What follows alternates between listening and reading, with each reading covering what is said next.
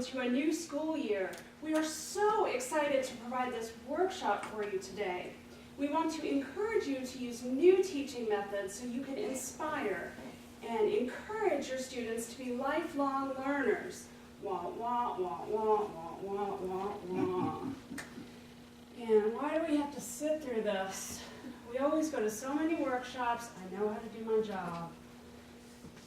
Yeah, I have so much to do in preparation for Monday. I have seating charts to make, I have lessons to plan. This is just a waste of my time. We as teachers frequently use methods that are comfortable for us. We like to use methods that work well for us, and we typically fall back on those with our students. But we have to remember that these always don't work well for all students, and that's why it's very important to vary your instruction when dealing with your students on a daily basis. Mr. Toastmaster, fellow Toastmasters, and most welcome guests. This was a scenario that I was a witness to for many, many years. As a science teacher, I was required to sit through many workshops, quote-unquote, enhancing my teaching skills. And it was the same no matter what school I was at, no matter what group of teachers I was sitting with.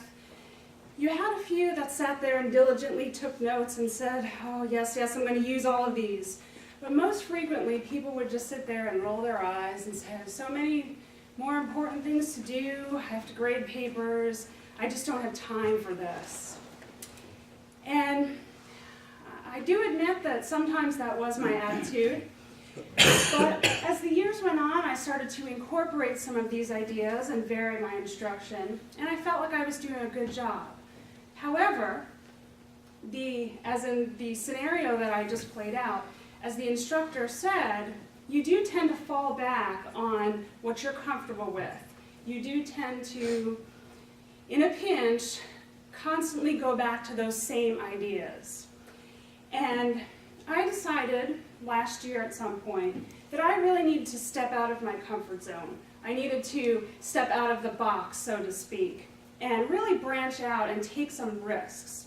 And of course this is nerve-wracking because I'm not one to stand up there and dance and sing in front of students, but I decided this was my year, this is what I was going to do. So I started to think, how could I change my teaching methods? And I was inspired by a few teachers across the hall from me. They used kinesthetic learning.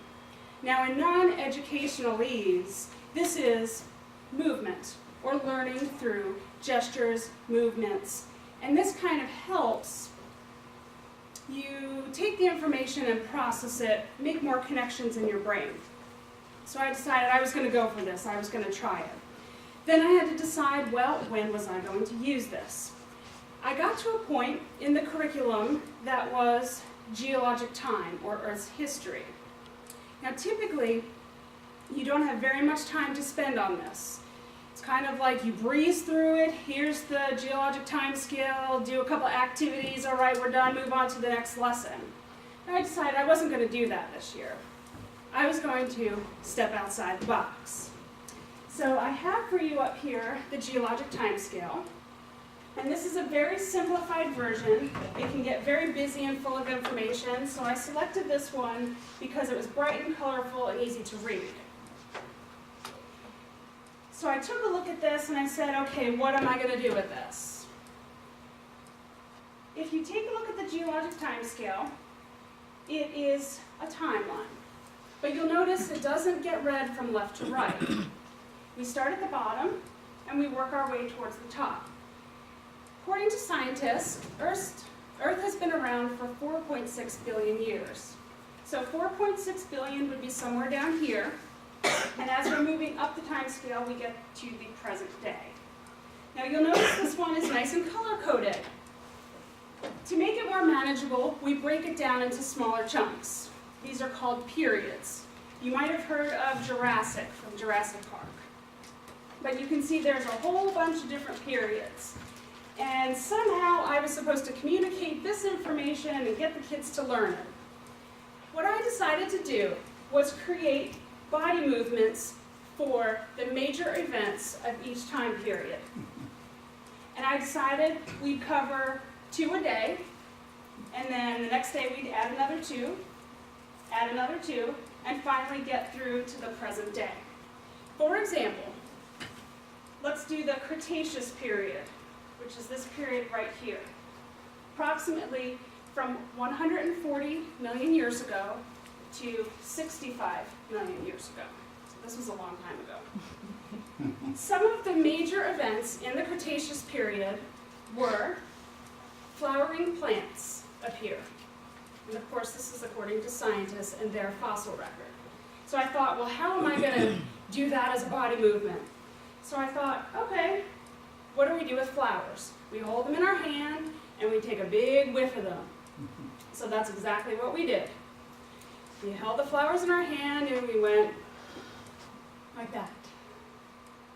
Another major event from the Cretaceous period was the big giant dinosaurs like T-Rex were around. So the movement we did for this one was roar. And then at the very end of the Cretaceous period, which is around 65 million years ago, all of a sudden the dinosaurs disappear. So the movement we did for that was this, extinct. So I thought I'd just give you a taste of what I got up there and I decided to do for my students. Now once I stepped outside of my box and got up there and I did these movements and I acted all silly, I realized it's not that difficult. It's okay to take a risk. It's okay to branch out, take a step outside of your comfort zone, and have some fun. It inspired me to take more risks and realize I can do this. Mr. Toastmaster.